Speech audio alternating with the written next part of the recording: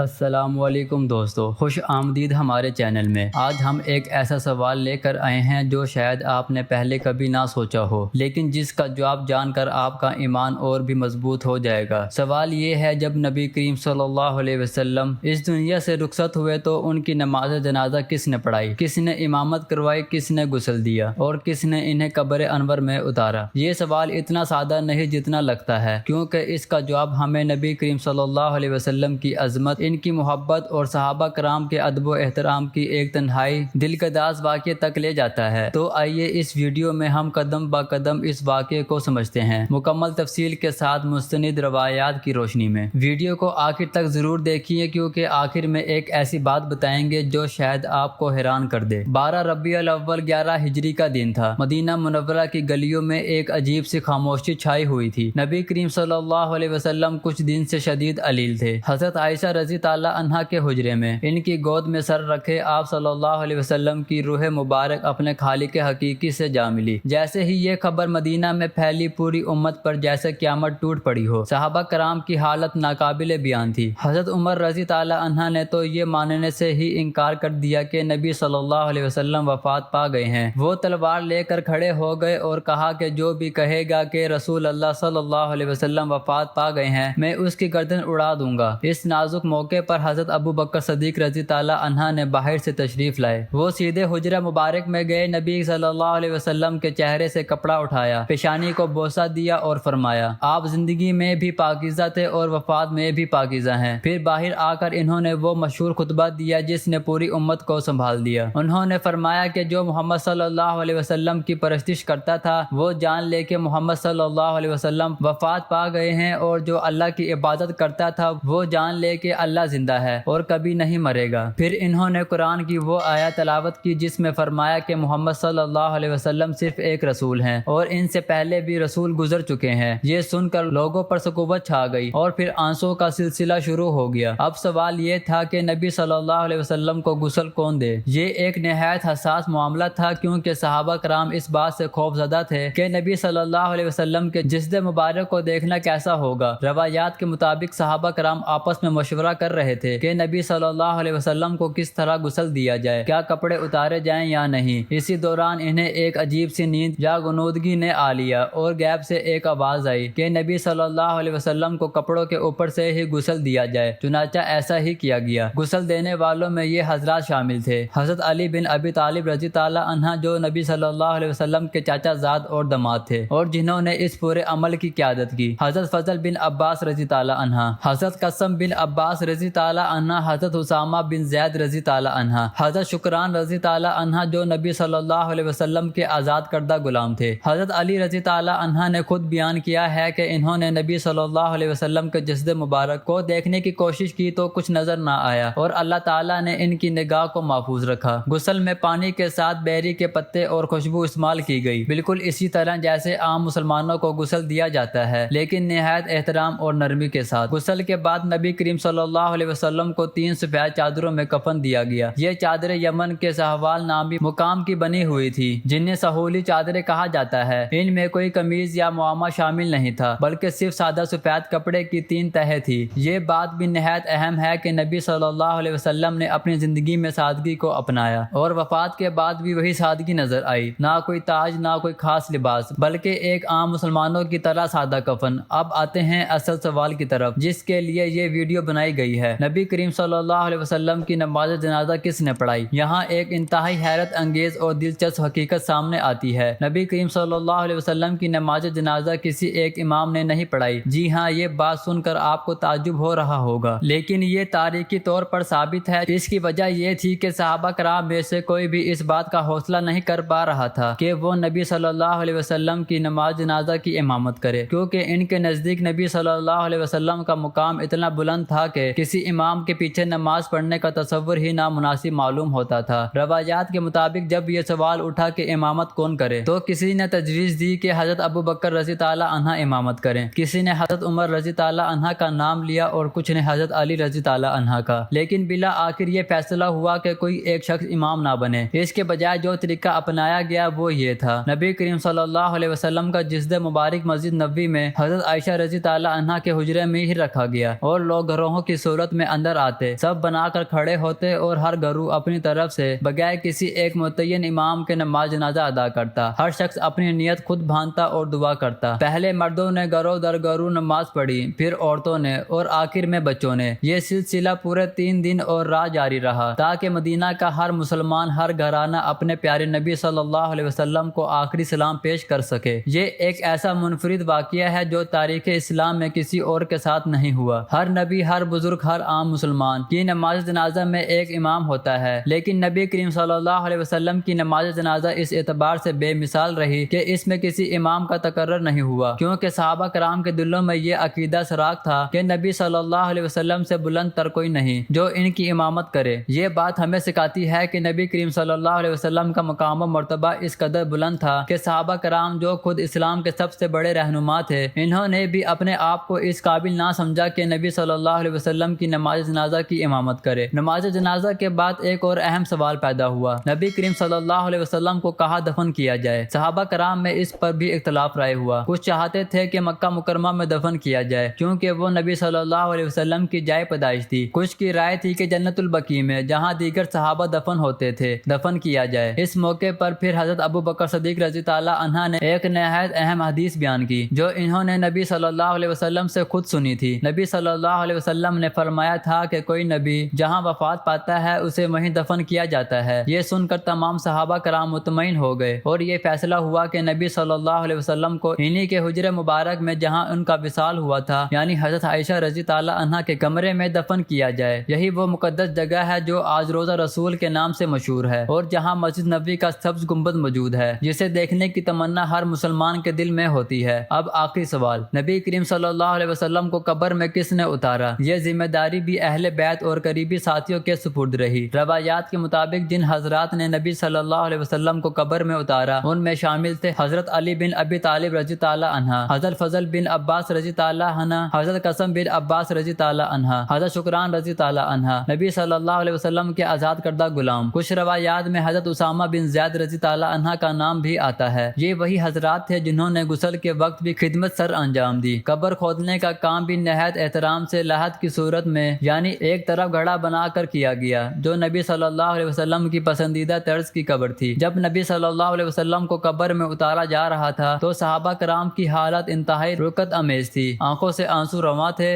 اور دل غم سے چور تھے۔ حضرت شکران رضی اللہ عنہ نے روایت کے مطابق اپنی ایک چادر قبر میں بچھا دی تاکہ نبی صلی اللہ علیہ وسلم کا جسد مبارک براہ راست مٹی کو نہ لگے۔ دوستو، یہ واقعہ صرف ایک تاریخی معلومات کا حصہ نہیں بلکہ اس میں ہمارے لیے بہت گہرے اسباق پوشیدہ ہیں۔ پہلا سبق یہ ہے کہ نبی کریم صلی اللہ علیہ وسلم کا مقام اتنا بلند تھا کہ خود ان کی قریبی ساتھی جو دنیا کے بہترین انسان تھے، انہوں نے بھی اپنے آپ کو اس قابل نہیں سمجھا کہ ان کی نماز جنازہ کی امامت کرے۔ یہ ہمیں سکھاتا ہے کہ ہمیں بھی نبی صلی اللہ علیہ وسلم کا ادب و احترام اسی طرح دل میں رکھنا چاہیے۔ دوسرا سبق یہ ہے کہ اسلام میں سادگی کی کتنی اہمیت ہے۔ نبی کریم صلی اللہ علیہ وسلم جو اللہ کے سب سے پیارے نبی تھے، انہیں بھی سادہ کفن دیا گیا، سادہ غسل دیا گیا اور کوئی نمائش نہیں کی گئی۔ تیسرا سبق یہ ہے کہ موت ہر ایک کے لیے برحق ہے، حتیٰ کہ نبی کریم صلی اللہ علیہ وسلم کے لیے بھی، جیسا کہ حضرت ابو بکر صدیق رضی اللہ عنہ نے فرمایا تھا کہ محمد صلی اللہ علیہ وسلم صرف ایک رسول تھے اور اصل زندگی و باقی صرف اللہ تعالیٰ کی ہے۔ دوستو، یہ تھی وہ مکمل تفصیل کہ نبی کریم صلی اللہ علیہ وسلم کو غسل کس نے دیا، ان کا کفن کیسا تھا، ان کی نماز جنازہ کس منفرد انداز میں ادا کی گئی اور قبر انور میں انہیں کس نے اتارا۔ یہ وہ واقعات ہیں جو نبی صلی اللہ علیہ وسلم سے محبت اور ان کے ادب میں مزید اضافہ کرتے ہیں۔ ہمیں چاہیے کہ ہم نبی کریم صلی اللہ علیہ وسلم پر کثرت سے درود و سلام بھیجیں اور ان کی سنتوں پر عمل کرنے کی کوشش کریں۔ اگر آپ کو یہ ویڈیو معلوماتی لگی ہو تو اسے لائک کریں، اپنے دوستوں کے ساتھ شیئر کریں اور ہمارے چینل کو سبسکرائب کریں تاکہ آپ کو ایسی مزید اسلامی تاریخی معلومات ملتی رہے۔ اللہ تعالی ہم سب کو نبی کریم صلی اللہ علیہ وسلم کی سچی محبت اور ان کی سنتوں پر عمل کرنے کی توفیق عطا فرمائے، آمین۔